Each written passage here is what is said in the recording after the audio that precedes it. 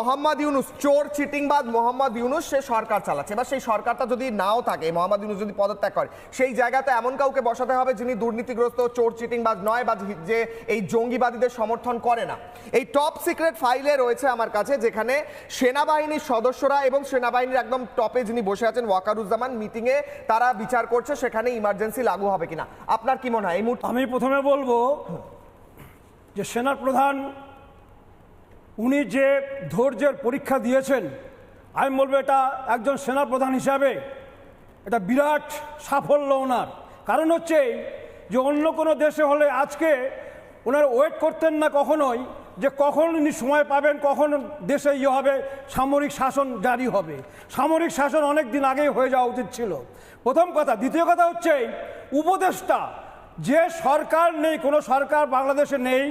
আমরা যখন বাংলাদেশকে স্বাধীন করেছিলাম তখন কিন্তু একটা জিনিস, আমি যেহেতু একদম ফ্রন্টে ছিলাম এবং বাংলাদেশে ছিলাম, আমি যে দেখেছি, বহুদিন আমি বাংলাদেশে ছিলাম, যে তাদের যে ক্ষমতা, সেই ক্ষমতাটা সীমিত ছিল। এই কারণে তাদের কাছে কোনোদিন কোনো ক্ষমতা ছিল না, আইনি প্রশাসন তাদের হাতে ছিল না কখনো, সম্পূর্ণ ছিল পশ্চিম পাকিস্তানের হাতে। সুতরাং তাদের মধ্যে সেই জিনিসটা যে আইন শৃঙ্খলা কীভাবে রাখতে হয় সেই জিনিসটা প্রথমে আসেনি। তারপরে আস্তে আস্তে আস্তে যখন এদের মানে ম্যাচিওর হয়েছে, তারপরে তাদের এই জিনিসটা। আজকে দেখুন, আজকে সম্পূর্ণ দেশটা চলছে উপদেষ্টাকে দিয়ে। উপদেষ্টা মানে কি? উপদেশ দিচ্ছেন, কাকে উপদেশ দিচ্ছেন এবং কে শুনবে, কাজটা করবে কে? সবাই উপদেষ্টা। সবাই যদি উপদেষ্টা হয় তাহলে একজনকে তো সেটা ইমপ্লিমেন্ট করতে হবে। Who will implement the order? একজন অর্ডার দিচ্ছে, ইমপ্লিমেন্ট করার কেউ নেই। এই অবস্থার মধ্যে আমি বলবো সেনার প্রধান উনি যে ধৈর্যের পরীক্ষা দিয়েছেন, এটা একটা বিরাট পরীক্ষা। আমার মনে হয় উনি যে কোনো দিন যে কোনোভাবে উনি যেভাবে তৈরি হচ্ছেন, অলরেডি ঢাকাতে যেভাবে চতুর্দিক দিয়ে তারা ঘিরে ফেলেছেন। প্রথম কথা হচ্ছে ওনার মাথায় একটা জিনিস আছে, সিভিলিয়ান যারা আছে ওখানকার বহু সব লোক তো আর সমান নয়, ওখানে বহু লোক আসে যারা জানে যে এই দেশটাকে এখন ইউনুসের হাত থেকে বাঁচাতে হলে একমাত্র রাস্তা যে সেনার প্রধানকে মাঠে নামানো। এবং সেই জন্য উনি ঠিক বুদ্ধি করে এমন সুন্দরভাবে আগে ওনার সেনাকে কিন্তু ঢাকায় নিয়ে এসছেন। সমস্ত আশেপাশে যেসব ইয়েগুলো ছিল, ক্যান্টনমেন্ট ছিল, প্রতিটি ক্যান্টনমেন্ট থেকে আগে সেনা নিয়ে এসছেন শহরের মধ্যে। তাতে কি হচ্ছে, জেনারেল পাবলিক যারা আছে তাদের মধ্যে একটা যে ভীতির সঞ্চার হয়, হঠাৎ করে আর্মি ঢুকে গেলে পারে শহরে, সেই জিনিসটা থাকবে না। এইটা কিন্তু আমি বলবো সেনার প্রধানের সেনাপ্রধানের একটা বিরাট সাফল্য এখানে। উনি যখন নিজের হাতে দেশটাকে নেবেন তখন ওনাকে কোনো অসুবিধা ফেস করতে হবে না। এখানে আমি বলি জিওসি যারা রয়েছে আশপাশের বিভিন্ন জায়গার, তারা এসে পৌঁছেছেন। কোন কোন ইনফ্যান্ট্রি ডিভিশন 7, 9, 55, 66 সব ঢাকার আশেপাশে, সেখান থেকে এসে পৌঁছেছেন। তারা এই মিটিং করেছেন, এই মিটিংয়ে তারা ছিলেন, অর্থাৎ কোনো একটা ইঙ্গিত রয়েছে ওই জায়গায় মুভমেন্ট হচ্ছে এবং যে কোনো মুহূর্তে কিছু বড় ঘোষণা হতে পারে। একদম তাই, কারণ ওনারা সব দিক দিয়ে তৈরি হয়ে নেমেছেন। আমি বলবো এটা একটা বিরাট ধৈর্যের পরীক্ষা দিয়েছেন সেনাপ্রধান। বেশ, এখন ওনার কাছে একটাই রাস্তা, যে কোনো ভাবে এই উপদেষ্টা মণ্ডলীকে সরাতে হবে। উপদেষ্টা মণ্ডলী দিকে কোনোদিন কোনো দেশ চলে না, চলতে পারেন না। ঠিক। সুতরাং সেই উপদেষ্টাকে যদি সরাতে হয়, একমাত্র রাস্তা হচ্ছে সেনাপ্রধানকে আসতে হবে। শুধু তাই নয়, ওনাকে সাপোর্ট নিতে হবে। যে জেনারেল পাবলিক যারা আছে, সিটিজেন যারা আছে, বাংলাদেশের নাগরিক যারা আছে, তাদেরকে তার সাপোর্টটা নিতে হবে। আর একটা জিনিস খেয়াল রাখতে হবে, যারা আজকে দেখছেন বহু নতুন নতুন পার্টি হচ্ছে, কারণ কি উপায় নেই। ছাত্র নেতা যারা ভেবেছিল যে আমরা হাসিনা সরকার যে ছিল তাকে সরিয়ে দিয়ে আমরা একটা সরকার মানে বাংলাদেশকে নিজেদের হাতের মুঠোয় নেব, কিন্তু একটা জিনিস খেয়াল রাখবেন, যাদের কোনো অভিজ্ঞতাই নেই, যারা কোনো যখনই কোনো দিন, সুতরাং সেই অবস্থার মধ্যে দেশ চালাবে কি করে? জাতির আজকে টুকরো টুকরো হয়ে যাচ্ছে। এখান থেকে আমি একটা কথা জানাই দর্শকদের, আমি একটা কথা জানাই দর্শকদের, নরেন্দ্রনাথ মজুমদার ইউনুসের পক্ষে কথা বলেন তিনি। নরেন্দ্রনাথ মজুমদার সাধারণ সম্পাদক, বিবেকানন্দ গবেষণা কেন্দ্র বাংলাদেশ। আজ তার আমাদের সঙ্গে অনুষ্ঠানে যোগ দেওয়ার কথা ছিল, ইউনুসের পক্ষে কথা বলেন। শেষ মুহূর্তে তিনি যোগ দিলেন না। কেন দিলেন না, কোন অনিবার্য কারণে, নরেন্দ্রনাথ মজুমদার উত্তর দেবেন। কিন্তু নরেন্দ্রনাথ মজুমদারের এই যোগ না দেওয়া কর্নেল স্যার বুঝিয়ে দিচ্ছে যে যারা ইউনুসপন্থী, যারা ইউনুসের সমর্থক, তাদের কোথাও ভয় লেগেছে। নাহলে হঠাৎ করে শেষ মুহূর্তে এই অনুষ্ঠানে যোগ না দিয়ে, বক্তব্য না রেখে তিনি প্রমাণ করলেন মোহাম্মদ ইউনুস কতটা ভয় থরথর করে কাঁপছে এই মুহূর্তে, তাই নয় কি স্যার? বলুন। দেখুন, একটা রমজান মাস, রমজান মাসের মধ্যে আমরা সবাইকে ক্ষমা করে দিই। একটা অপারেশন আছে ডেভিল হান্ট। ডেভিল হান্ট কারা করছে? পুলিশ করছে না আর্মি করছে? আর কতজন লোক মানুষ এখন জেলে আছেন আন্ডার ট্রায়াল? 21,000 থেকে বেশি যদি আমাদের ডাটা ঠিক থাকে। ওই 21 জন লোক, ওদের পরিবার লোক, ওরা কি করে এখন ঈদ মানাবে? ওরা কি করে উল্লাস করবে? যাদের পরিবারে 21,000 লোক এই আর্মি করেছে না কে করেছে?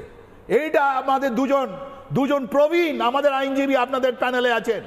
আজকে জরুরি ছিল ওই ডেভিল হান্ট নিয়ে কথা বলতে, কি এই যে বাংলাদেশের আর্মি চিফ আছেন উনি জবাব দেন, এই ডেভিল হান্ট কোন ডেভিল আপনি খুঁজেছেন?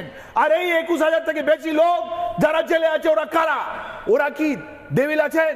ওরা কি জামাতের লোক? ওরা কি বিএনপি লোক? নয়। এই জন্য আপনাকে দায়ী করছি আমরা, ওটা জবাব দিন আপনারা। নাম্বার 1। নাম্বার 2, এই যে নতুন রাজা এসছেন, ওনার নতুন কাপড় এসছে। নতুন রাজা কে? নতুন রাজা ইউনুস, সরি জেনারেল ওয়াকারুজ্জামানকে আপনি নতুন রাজা বলছেন? ইয়েস, হি রাজা। উনি পুরো কন্ট্রোলে আছেন, উনি বাংলাদেশে উনি কন্ট্রোল করছেন। উনি কন্ট্রোল করছেন। ইউনুস করছে না? না, কেউ করছে না। হাসনাত আব্দুল্লাহ এই সেই হ্যানত্যান করছে না? উনি বুঝতে পেরেছেন যে হাসনাতে যতগুলো জঙ্গি ছেলেগুলো, ওদের ঢাকার বাইরে কোন জঙ্গি ছেলে 23 মিলিয়ন আজকে দরকার আছে আমাদের এই বাংলাদেশ সুপ্রিম কোর্টে, কি 23 মিলিয়ন ডলার কোথায় গেল? কোথায় আছে 260 কোটি থেকে বেশি টাকা? এই 260 কোটি টাকা নিয়ে এই জঙ্গি ছেলেগুলো হোয়াটসঅ্যাপ ফেসবুক টুইটার করে মানুষকে একটা বিভ্রান্ত করেছিল। ওরা ভেবেছিল যে আমরা এখানকার নতুন লোক যারা আমরা দল বানাবো। এখন জেনারেল ওয়াকারুজ্জামান বুঝতে পেরেছেন, রাইট? জেনারেল ওয়াকারুজ্জামান তো সবার সঙ্গে রিলেশন ভালো। আওয়ামী লীগের প্রাইম মিনিস্টার শেখ হাসিনা ওয়াজেদের ছেলে বলছেন আর্মির সঙ্গে আমাদের ভালো রিলেশন, উনি আমার মাকে একটা সামরিক বিমান দিয়েছেন। উনি গোলাম হাসানের ছেলে ব্রিগেডিয়ার আব্দুল্লাহকে রিলিজ করে ওনাকে রিস্টোর করেছে। আওয়ামী লীগ জামাত ইসলামের আমির, ওনার নেতা বিএনপি 2 জানুয়ারি উনি গিয়েছিলেন ম্যাডাম খালেদা জিয়ার কাছে, বলে ম্যাডাম আপনার শরীর কি রকম, আমি আছি। আর এবার উনি 11 মার্চে কাকে ডাকলেন? উনি ডাকলেন এই যে ছোকরাগুলো যাদেরকে আমাদের সিপাহী, বাংলাদেশের সিপাহী কথা বলবে না, ওদেরকে নিজে বাড়িতে ডাকলেন। আর কি কথা বলছেন? উনি নেগোশিয়েট করছেন কি তোমরা কিছু সিট নিয়ে নাও, তুমি কথা বলো। এই ঠিক বলছে যারা বাংলাদেশের মানুষ, 17 কোটি মানুষ ভালোই বলছে cantonment politics has to B closed. It is against the India. It is against the democratic norms. এই ক্যান্টনমেন্ট পলিটিক্স করে Ziaur Rahman anti India sentiment তৈরি করলেন। এই জিয়াউর রহমান ইরশাদের কথাগুলো, ওরা মুক্তিযোদ্ধার আগেনস্টে ছিলেন। আর আজকে যদি ক্যান্টনমেন্ট আবার পলিটিক্স ঢুকেছে, এই ওয়াকারুজ্জামান ওনার হিরো, নতুন রাজা, এনাকে এটা দায়িত্ব নিতে হবে। স্যার একটা ব্রেকিং উঠে আসছে, ব্রেকিং ছোট্ট করে নেব, গুরুত্বপূর্ণ ব্রেকিং। হঠাৎ করে জানা যাচ্ছে মোহাম্মদ ইউনুস আজকে বক্তব্য রাখবেন সন্ধ্যে 7টার সময়। জনতার উদ্দেশ্যে ভাষণ দেবেন মোহাম্মদ ইউনুস। 26শে মার্চ স্বাধীনতা দিবস উপলক্ষে তার বলার কথা, কিন্তু এই ঘোষণায় অন্য বড় কিছুও থাকতে পারে। পদত্যাগ করবেন নাকি সেনাকে সরানোর কথা বলবেন, সেনাপ্রধানকে সরানোর কথা বলবেন, সেটা সময়ের অপেক্ষা। 7টার সময় দেখা যাবে। আমি নাজমা কওসারের কাছে যাবো। নাজমা কওসার, আমার প্রশ্ন, নাজমা ম্যাডাম, মোহাম্মদ ইউনুস 7টার সময় বক্তব্য রাখবেন, বক্তব্যে বড় কিছু থাকতে পারে, তিনি বলতে পারেন আমি পদত্যাগ করছি, হয়তো বলবেন না কারণ তার চেয়ারটা খুব প্রিয়, কিংবা বলতে পারেন সেনাপ্রধানকে সরিয়ে দিচ্ছি, অথবা বলতে পারেন আওয়ামী লীগকে নিষিদ্ধ করে দিচ্ছি, যেটা তিনি এখন পর্যন্ত করতে পারেননি। এত আক্রমণ হচ্ছে, এত কিছু হচ্ছে, আওয়ামী লীগকে নিষিদ্ধ করছে না কিছুতে এই মোহাম্মদ ইউনুস, এর পিছনে কি? একটু আগে, কদিন আগে আমি একটা ডিবেট করছিলাম, সেখানে বারবার উঠে আসছিল যে আওয়ামী লীগ নাকি সেনাপ্রধানকে কন্ট্রোল করছে, এমনটাও বলা হচ্ছে এই ছাত্র নেতাদের তরফ থেকে। তো আওয়ামী লীগ যদি ইউনুসকে কন্ট্রোল করে, ছাত্র নেতাদের কন্ট্রোল করে, সবটাই কন্ট্রোল করে, তাহলে আওয়ামী লীগ তো রয়েছেই বাংলাদেশে, কি বলবেন? সেটাই, মোহাম্মদ ইউনুস সেনাপ্রধানকে নাম্বার 1 হচ্ছে মোহাম্মদ ইউনুস সেনাপ্রধানকে বরখাস্ত করার ক্ষমতা রাখে না, সেটা একমাত্র রাষ্ট্রপতি করতে পারে। এবং বাংলাদেশের যদি সামরিক আইন জারি করতে হয় অথবা জরুরি আইন জারি করতে হয়, সেই ক্ষমতাও একমাত্রই আছে আমাদের মহামান্য রাষ্ট্রপতির হাতে। এখানে ডক্টর ইউনূসের করার কিছু নেই। উনি অবৈধভাবে জাতির ঘাড়ে চেপে পুরো বাংলাদেশটাকে ধ্বংস করেছে। আজকে একটা ধ্বংসের নৈরাজ্যের রক্তাক্ত প্রান্তরে পরিণত হয়েছে বাংলাদেশ। সিরিয়ার আফগানিস্তানের মতো অবস্থায় নিয়ে গেছে বাংলাদেশকে। সেখানে উনি কি কথা বলবেন? উনার এই গুন্ডা বাহিনী, টোকাই বাহিনী আছে, গুন্ডা বাহিনী আছে, যেগুলি যাদের যাদের বাবারা মানে খেতে ফসলে কাজ করে, এখনো রাজমিস্ত্রি কাজ করে, সেই ছেলেগুলোকে টাকার বিনিময়ে কিনে এনে আজকে সারা দেশ জুড়ে যে নৈরাজ্য তৈরি করা হয়েছে, সাথে আছে স্বাধীনতা বিরোধী জামাত চক্র, হিজবুতি চক্র, যারা মুক্তিযুদ্ধের চেতনাকে ধূলিসাৎ করছে, এবং তাদের ডক্টর আজকে আপনার বিরুদ্ধে যার কথা বলার ছিল নরেন্দ্রনাথ মজুমদার, তিনি শেষ মুহূর্তে এলেন না, কেন এলেন না? আপনাকে ভয় পাচ্ছেন? এবং নাজমা এটি হচ্ছে ম্যাডাম। উনার সম্পূর্ণ নাটক করছেন উনি এই ছেলেদেরকে রাস্তায় নামিয়ে দিয়ে। এখন সেনাবাহিনীকে মুখোমুখি তৈরি করে, সেনাবাহিনীকে বিতর্কিত করে, দেশে একটা বিতর্কিত অবস্থা তৈরি করে উনি নির্বাচনকে পিছিয়ে দিতে চাচ্ছেন। পেছাচ্ছেন। উনার ক্ষমতাকে উনি দীর্ঘায়িত করার জন্য এই চক্রান্ত করছেন উনি। সম্পূর্ণ সমস্ত নৈরাজ্য পরিস্থিতির পিছনে ডক্টর ইউনূস হ্যাঁ। এবং তার এই স্বাধীনতা বিরোধী না, সেটাই নাজমা ম্যাডাম, আপনার বিপক্ষে যে বলার ছিল সেই ব্যক্তি ডক্টর মোহাম্মদ ইউনূস, যে নিজেকে ডক্টর বলে, তার সমর্থক, সে আজকে শেষ মুহূর্তে এলো না এই অনুষ্ঠানে, অর্থাৎ ভয় পেয়েছে, অর্থাৎ হঠাৎ করে ভয়ের বাতাবরণ সৃষ্টি হচ্ছে, তাই নয় কি? দ্রুত শেষ করুন নাজমা ম্যাডাম। অবশ্যই অবশ্যই তাই। এরা সবাই আসলে এখন কোনো পালাবার রাস্তা নেই, নিজেদেরকে রক্ষা করার জন্যই এরা আরেকটা, আমাদের আশঙ্কা এরা আরেকটি হত্যাকাণ্ড ঘটাবে বাংলাদেশে। আরেকটা জেলে হত্যাকাণ্ড। যে সকল আমি 10 সেকেন্ড দেব নিজুম মজুমদার এবং বিমল স্যারকে, 10 সেকেন্ড করে, কারণ সময় একদম কম। ম্যাডাম একটু সঙ্গে থাকুন, আমি একদম 10 second. Nijum Majumdar, concluding comment, কি হতে চলেছে বাংলাদেশে? নিজুম মজুমদার। কি হতে চলেছে, আপনারা যেরকম জরুরি অবস্থার কথা বলছেন, সেটা আমি হয়তো বা এইভাবে না বলতে পারলেও আমি এতটুকু নিশ্চিত করে বলতে পারি যে এই দখলদার বাহিনী বাংলাদেশে সার্ভাইভ করতে পারে না। সেটা বাংলাদেশের কৃষক বলুন, বাংলাদেশের শ্রমিক বলুন, মুটে মজুর বলেন, যে কেউই হোক না কেন, যে তারা এটা রিভল্ট করবেই। আমি মনে করি যে এই অবৈধ সরকারের সময় শেষ হয়ে গেছে। শেষ সেন্টেন্স, একটা সেন্টেন্স দেবো। হ্যাঁ, একটা সেন্টেন্স। একদম ঠিক কথা। কারণ হচ্ছে যে সংবিধান হিসাব যদি মানতে হয়, তাহলে পরে যে উপদেষ্টা কমিটি এখন বর্তমানে বাংলাদেশে আছে, তাদের আইন হিসাবে কোনো আস্থাই নেই তাদের থাকার ওখানে।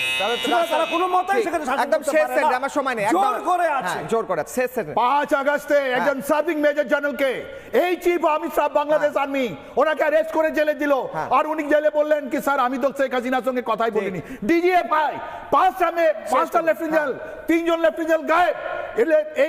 এই পাওয়ারটা আপনাকে বাংলাদেশ আর্মি চিফকে কে দিল? এটা জবাব দিন।